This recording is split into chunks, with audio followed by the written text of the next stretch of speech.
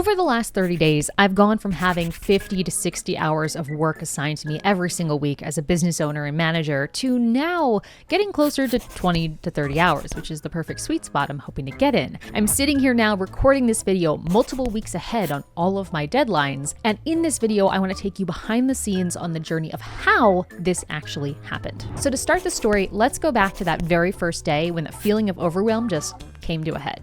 It just feels like we're doing a lot. Like, it doesn't feel chaotic to me. It feels like a pile, like it's not like it's taking a lot of brain power to write these emails or to, all the things we have to do. It's just an enormous amount. And I can't help but reason, if our clients were coming to us and saying, oh my gosh, I've got so much to do, I can't do any of it. The first thing we would tell them is what? Right. Are you sure you have to do all that? I mean, we're not curing cancer here. We're not doing open heart surgery. I feel like there's a way we can just cut back on some things. Yeah. Anyway, thank you so much. This is a long scrum. I know. We'll chat later. All right. See ya. This is going to be a different kind of video. I don't know what it is. And I think that's why this will make for an interesting video. But lately at ProcessDriven, my notebook almost falls.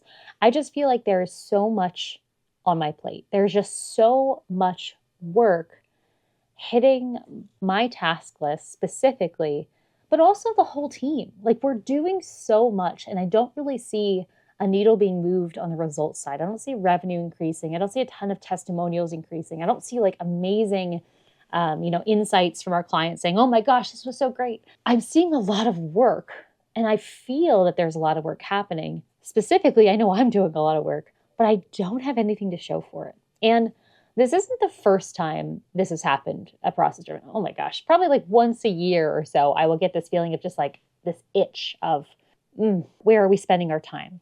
And I thought what would be kind of fun is this time, because I'm so frustrated by it, to capture the process, namely for me, so that way I know for the future, here's what actually helped it, but also for you. So maybe if you are going through this, you feel a little bit less alone, or maybe you just get some inspiration as to how to get through it. Or maybe by the end of this video, I don't solve the problem, in which case this will be an even better video. Hopefully in the future, we'll be able to narrate this story to help it make a little bit more sense. But right now, I'm just going to go back to my computer and start digging. All right, what is going on? All right, so I have a bit of an update. I have gone through and I've looked at current time predictions into the future. And I've also looked at my own task list, and I confirmed my hunch that it feels like we're doing a lot of work because we're doing a lot of work. So that's good to know. At least I'm not crazy. Next thing I've checked is the actual time people have tracked on things. So the very first thing I did to try to get some data to back up my feelings here was to look at the actual time tracking inside my ClickUp account. That's just the project manager I use. If you use any other kind, you could probably follow along on that. But I'm going in here and I'm just looking to see, does any of this stuff stand out? And indeed, I noticed that when I report on the different areas of the marketing team, I was shocked by how high some of the time tracking was in certain categories. Categories like email and collaborations are things we barely do. Like, we do them at a very basic level.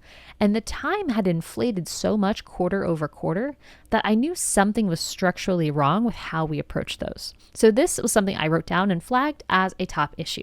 I also did the same thing for the product team to see if there's any trends. The next thing I looked at is just overall time tracking. Are the people on our team tracking time appropriately? Are full-time people working full-time schedules? This is something that just comes from my own history of having multiple instances of hiring remote full-time employees who collect a full-time paycheck but only work 20 to 30 hours and then claim that they're overwhelmed because they've got too much to do in their work week, but they're not working a full-time schedule. So that was the other piece I checked. Does the capacity that we have match the amount of capacity we're paying for? Checking on each team just at an overview level.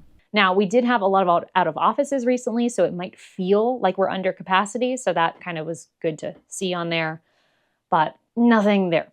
Next up, I went over to our routines area, and this is where I explored next because our routines are the lifeblood of the business. This is where 66+% of our time goes for any given team member. It's on these kinds of routine activities. And so I just wanted to read through these and make sure that nothing stood out to me as once again being an opportunity. I checked for 3 things in this routines review. Number 1, I made sure that everything had a time estimate. If it was missing, I'd either add it or leave a comment for somebody to add it. Number 2, I checked the value of the actual routine. If a routine did not add value or seemed suspicious, like maybe that might not be the best use, I would leave a comment for the person saying, hey, get rid of this. The third thing I checked for is the frequency. So we had many routine tasks that were due twice a week or 3 times a week, when really once a week or once a month might have been sufficient. Reducing the frequency of a task was a really easy way to buy back more time. So time accuracy, task value overall, and the frequency of the task were the 3 things I checked inside this routines area. Overall, I believe we were able to reduce around 20 hours from the team-wide task list per month by doing this review. Now, granted, we have each team member here also doing that for themselves every quarter, but I did, again, find some ample opportunities in my review that made me think that we can be much more aggressive in our, purging of routines than what we have been.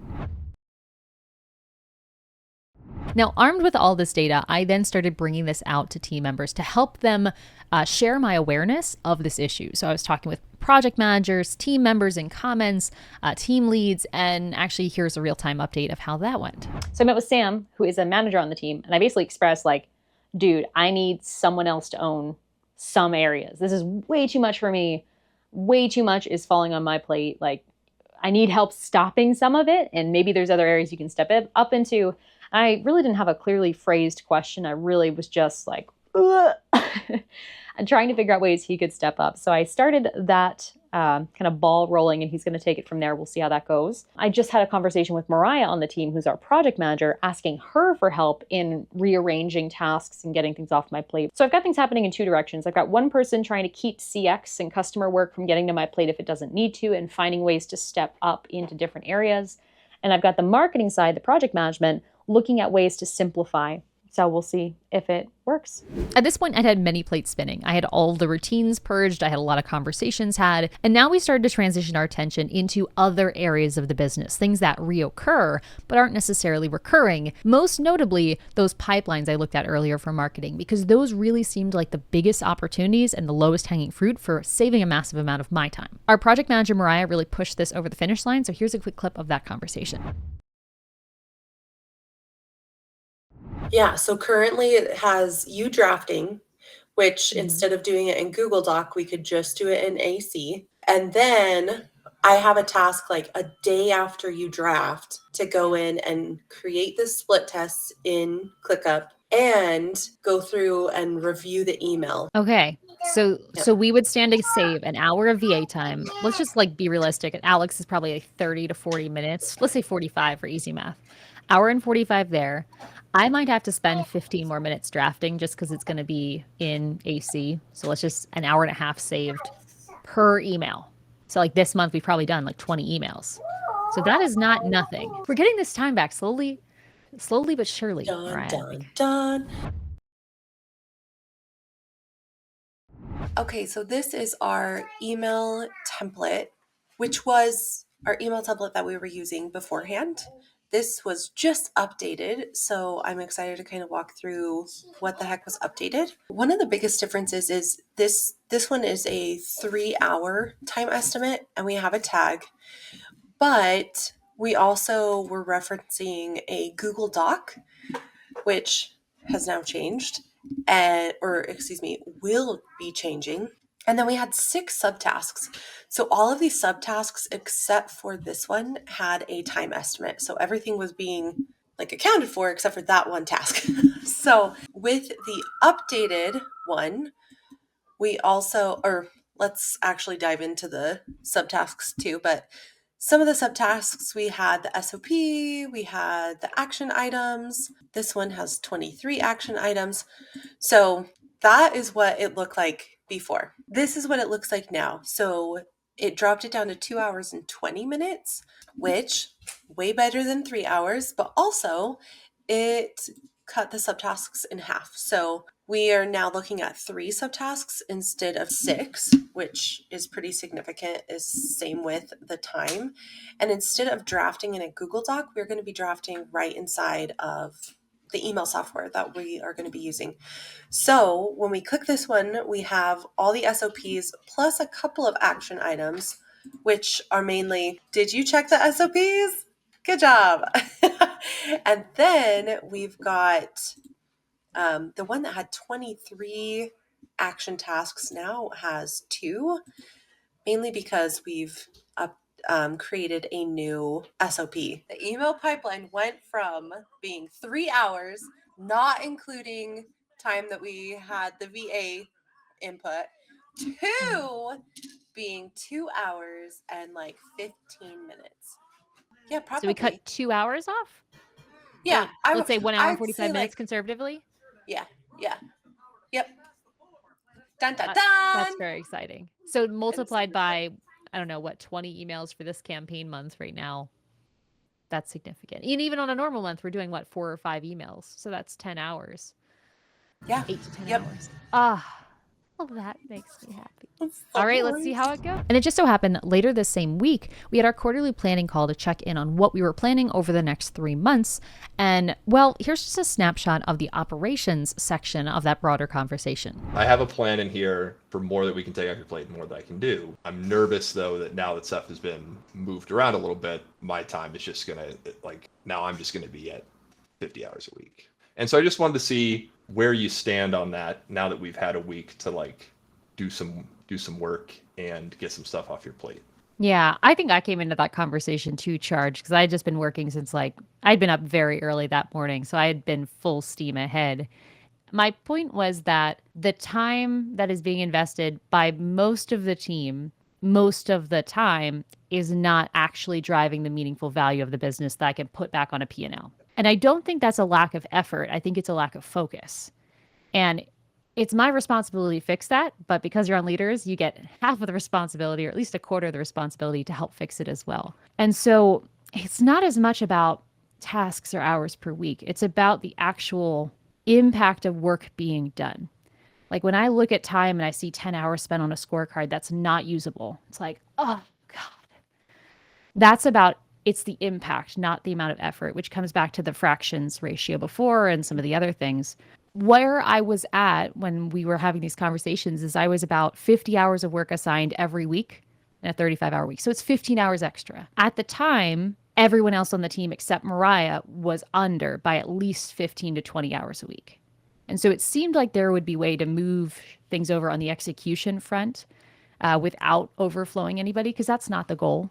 My gut reaction was internal. And then I quickly realized when looking at the vision and doing this prep, there's a lot of stuff that we want to get to that are bottlenecked by the current, so much of our marketing right now and the new events that we offer, the stuff that we're putting on YouTube is all bottlenecked by, well, Layla is the sell. And as long as that is our perception, it's very hard, if not impossible, for you not to be the sell. Be sure to watch this whole video because there's actually a pretty surprising update around this topic that comes up later in the month. But for now, let's move on to the next update.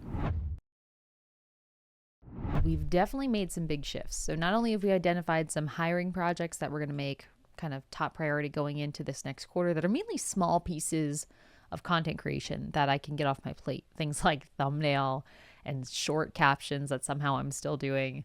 Just because they've never been important enough to delegate. We've identified those and we have those scoped as projects. We have also kind of done a full across the board redistributing of routines for myself now. So as you look at my ClickUp today, now it's towards the end of the day. So today is a little bit backlogged still. So I'm still kind of digging out of the pile up. But this is getting more to what is sustainable. So 10 to 15 tasks a day of, about 5 hours of work a day beyond meetings and all that stuff that might not be factored into this. This is we're making progress. And so far, I think the things that have helped are just expressing the need to every person I talk to on the team. And so many, many folks have had a hand in helping pull things off of my plate. I've talked before on other videos about my views of delegation. When I first started delegating, I heard a lot of people describe management as this, where you are on the top You have tasks that need to be done or things that need to be accomplished. You push them down to subordinates who help you bring those plans to life. And this is kind of the picture I had in my head. But somewhere along the line, I was exposed to the concept of servant leadership, the idea that the leader of a business, the CEO in a traditional org chart, is actually on the bottom. And when I applied that framework to delegation and management, all of a sudden everything made a lot more sense. So with servant leadership and this kind of model, I'm thinking about delegation as a push up. Okay, so I'm down here, I'm looking to get help from maybe these 3 different circles up here. If I want to get help on tasks or responsibilities, I can't just let go of that responsibility and trust that it will trickle downhill until it reaches somebody else below me. No. In this model, when it comes to delegation and management, the way I can make that happen is by lifting up that weight until somebody else above me can grab it. Or if I have a really proactive person on my team, perhaps they can reach down and grab tasks off my plate. So rather than having gravity just result in tasks being moved down the organization, I just let go of things and they'll get done for me. Yeah. Instead of that, we use effort. Effort is required to have delegation and successful managerial relationships. So that's kind of my belief. And so I've definitely done a lot of pushing up of responsibilities back to other people, but I've also had a lot of help this week from other folks who have come in and been able to swoop things off my plate, either by helping me kill them, being like, we don't need to do this, like goodbye, we don't need it, or taking it onto their own plates. And yes, that has involved some teaching, taking the time to teach and systemize those additional areas have become worth it. I'm fortunate that pretty much everything that I was doing is something that does have a pretty solid SOP. So I haven't had to do a lot of like long training sessions. And that's in part just because of the history of how many of these things got on my plate. So if you've been following my content for a while, you've probably heard that at the beginning of this year, I actually removed most of our marketing team. It just, the marketing we're doing, like not only was it not performing, it was just not us. And it was just not good. And for like 6 months, we tried to make it better. And then eventually it was just like, nope, just redo, try it again. And so with that, I got a lot of routines back on my plate because I took on a lot of those responsibilities. And those seemed to be, now that I really got to get into it, these were like the lingering thorns. The upside of those thorns is because they had gone from me to another, team, and then they came back to my plate. Through those handovers, they had been pretty well documented. Now, were there gaps? For sure, but pretty well documented. And so transitioning them back to somebody else was embarrassingly easy. And in many cases was just like, yo, could you do this? And there we are. So I just want to give this status update now on the 17th of July for where we're at right now. Is there more work to go? Definitely. But I feel like we are like climbing out of I'm like mixing metaphor. Climbing out of the storm, climbing the roller coaster. So we'll see how it goes. And I will check back in with another progress update as we continue on and see the aftermath of some of these switches. Because right now it's a little bit too early to see or to feel the effects of changing our email process or changing our social process. Both of those things, it made a slight difference, but I'm not really going to feel it until like next week. So wish me luck. I've got 2 more updates in this story, but if you're enjoying what we have so far, do me a favor and let me know in the comments below. This is an experimental type of video. I have no idea if you're going to like it or hate it or whatever, but if you like this kind of day in the life behind the scenes of me solving real problems, leave me a comment below to let me know. Like and share this video. All of those metrics will determine whether or not we create more videos like this. But with that, let's continue to the next chapter where it really starts to get juicy.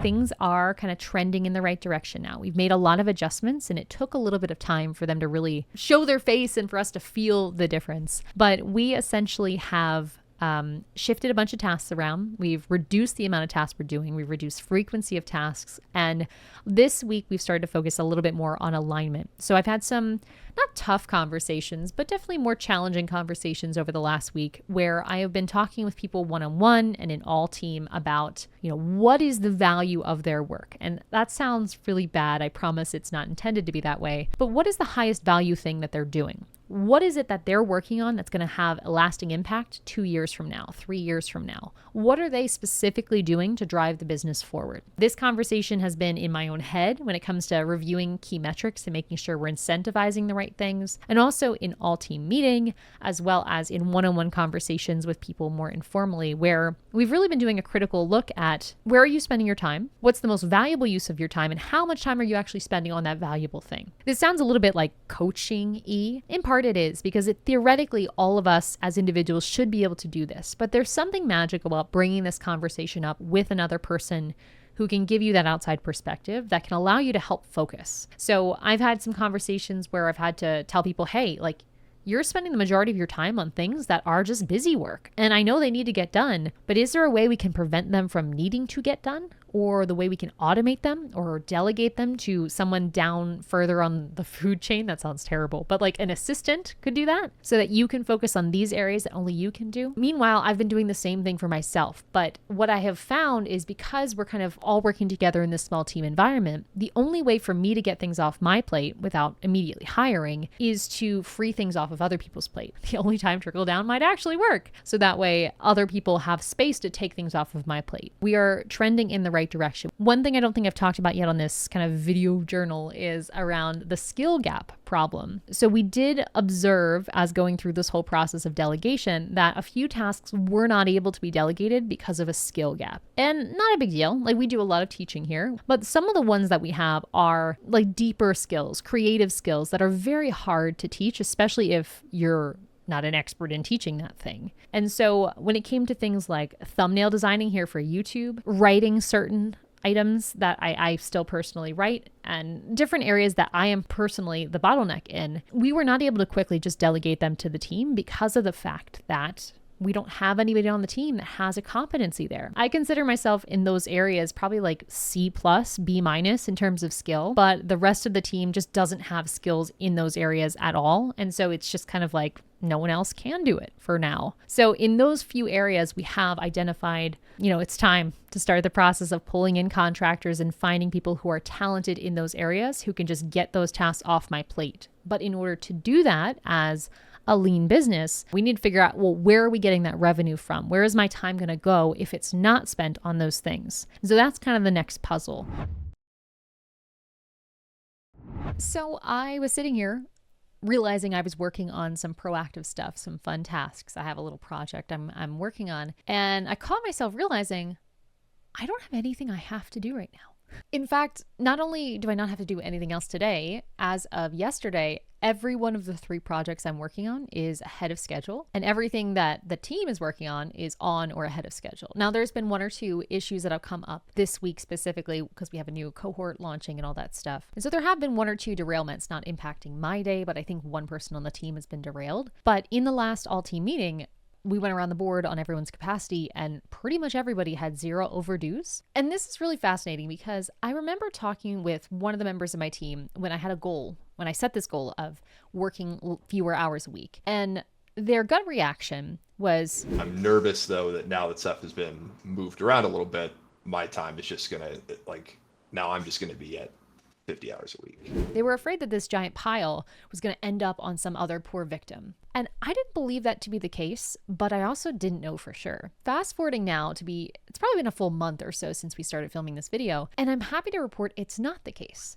Most of the work that we did was about reducing work that exists, period. Just stuff. And when we did that, we mainly focused on the team members on the team, not so much myself. There wasn't too much I could get rid of, or I would have already, but it was purging the team. And then taking some of the items on my plate and lifting them up to be delegated to team members. And the net result of all that effort was not that everybody had more on their plate, but that everybody on average had less on their plate and has free time and has buffer and has space. Even right now, we have 1 person who changed their work schedule, 1 person who's part-time for this week, and we are still on or ahead of schedule without shirking on any of our responsibilities. That is awesome. And one thing I'll also celebrate from a operations lens from my point of view is one of the projects, actually 2 of the projects I'm working on right now, I've got 2 of 3. 2 of them are actually delegation projects of hiring contractors to help with certain areas. And one beautiful side effect of going through this process of purging for everybody,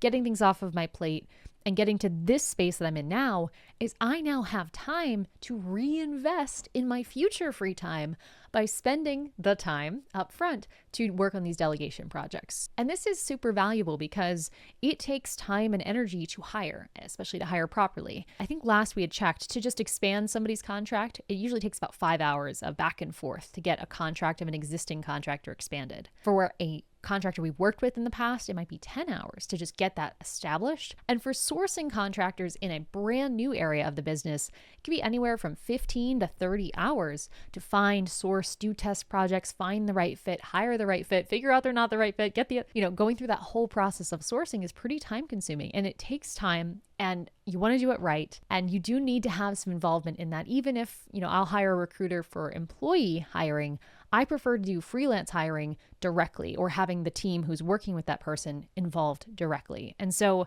this is a real gift, because if I can get through these hiring projects, one of them's almost wrapped, the other one is well on its way, I will be buying even more time back. So I'm putting in maybe 10 hours up front on one in order to save an hour every single week. So math on that's pretty good. It'll make itself back at the end of the quarter. And the other one should be probably also about an hour a week saved.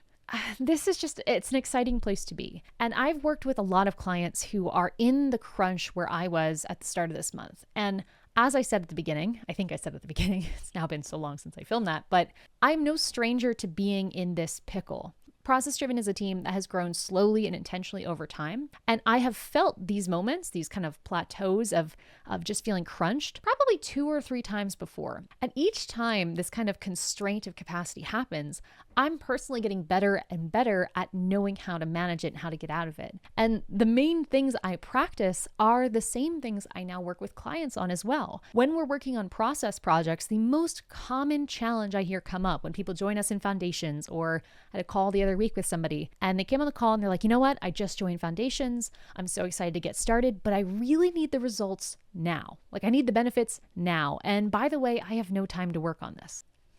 And I can't delegate this to anyone else. So I have to work on it, but I don't have time and I need the results right now. And look, I really connect with that feeling of crunch. It's happened, like I said here, 2 or 3 different times in the business's evolution of feeling that crunch. But when you are feeling that crunch, the absolute best thing you can do is prioritize finding time. This is what I told this person on the consulting call where it came up as well.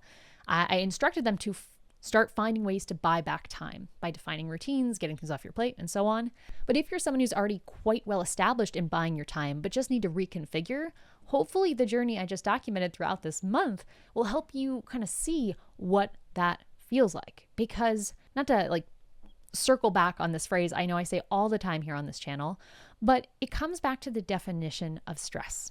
Again, stress, pressure without direction is stressful. It's anxiety inducing. It leads you to be in these places like I was at the beginning of this month of just feeling like, nothing's working. Everything's hard. What am I doing? The whole spiral. But when you can meet pressure with direction, you become like a rocket ship, right? It moves you forward.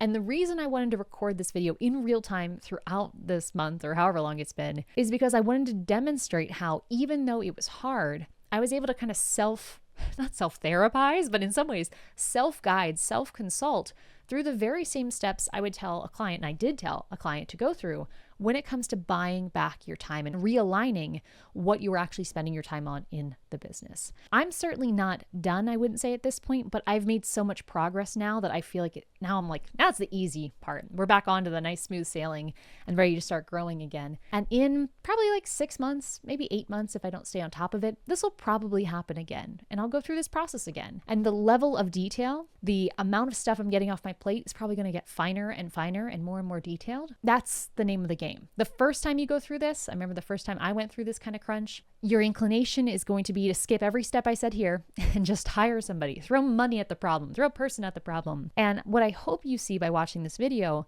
it wasn't a matter of money or capacity or time. It was a matter of focus. And that 9 times out of 10 is where capacity issues are actually rooted in. Sometimes there is truly a capacity issue, but usually in my experience, if it is a capacity issue, meaning there's simply not enough team members to do the work, if that's the case, you will actually know that very directly. You will say, oh my gosh, I have 400 sales calls this month. That's more than I can do. Probably need to hire someone for sales. In those cases, you will never get to the point of stress because there's a very clear direction of what is causing the pain and how to fix it. It's very clear, 1-to-1. And most often, if it's truly a capacity issue, this is what it comes from. But when it is kind of generalized stress, for me at least, I've noticed, it's usually a sign of this kind of delegation. The triangle, like we've talked about how many times on this channel, the triangle of delegation has shook in some way and the tasks have fallen back down to the person they shouldn't be on, or you've kind of adjusted your stamina, you've become a little bit more of a narrow point. You want to narrow what you're doing. So again, tasks just need to get off that plate. I hope sharing that will maybe help you from making some of the mistakes I've made in earlier phases of this journey, where I would react by spending money, hiring often the wrong people, all sorts of things that just don't actually solve this root problem. But I'm just happy this video has a happy ending. I honestly didn't know how this was going to end. I figured it'd be interesting one way or another, but very cool just to catch myself having multiple hours of just free time on a Tuesday of all things, and being way ahead on YouTube videos and way ahead on social media, and way ahead on all the core deliverables. Every pipeline in the business except one is ahead, and that remaining one is at least on track. Just a cool place to be. I hope this video is a good demonstration of how systemization can wobble over time. Right? We actually have a free tool here at ProcessDriven, the systemization snapshot. Go ahead and take the quiz in the area below, and it'll quiz you on how systemized your business is. Many of those fundamental truths are things that you either have or do not have in your business to help you become more or less systemized. But a few of the questions, as you'll get to there, are seasonal. They'll ask you things about how many mistakes are happening, how stressed do you feel, and so on and so forth. And these kinds of seasonal changes can also impact the systemization of your business. They can change how you perceive and interact and all of that stuff. There are seasons to these things. And while in general, you might be at a 4 out of 4 on systemization, again, take that quiz to find out where you're at, you might be at a 3 some quarters when you're doing some crazy new things like launching a new service or leaving for 4 weeks of the month to go on different trips and vacations. Things can happen that shake up that stability, but it's still good to know your baseline so you know where you can improve on the fundamental pieces that do not change. But otherwise, thanks so much for watching this long, rambling, unscripted, behind the scenes look at what it means to struggle with capacity in the business and how to fix that using processes and systems. Thanks so much for watching, and until next time, enjoy the process. So this is a bit out there, and I know this is not what we were looking for when it came to a live video, but as I was sitting here thinking about the stuff we're trying to sort out with like capacity right now, feeling like there's no time for anything, I figured why not just record a section of it? So I grabbed my GoPro and I don't know, record me ranting around the room as we kind of recounting what we've been going through trying to figure out this time thing. And I thought this could be kind of a cool video if we can record, what I just recorded, but then also throughout the week, maybe you and I can grab recordings of our meetings. Maybe during the all team meeting on Monday, we could record a little clip from that. And pretty much anytime we're talking about this time and capacity issue, we could record some clips from it. And if I can get enough clips, which no guarantee I'm going to, we could then take those clips and put them inside the YouTube video, I suppose using files like this. Because even if we don't solve the time issue this week, maybe like over the next week or two, it just becomes a bigger mess and we can't quite figure out like how to free up my time. It'll at least be interesting for people to watch. Future me, please make this into something good.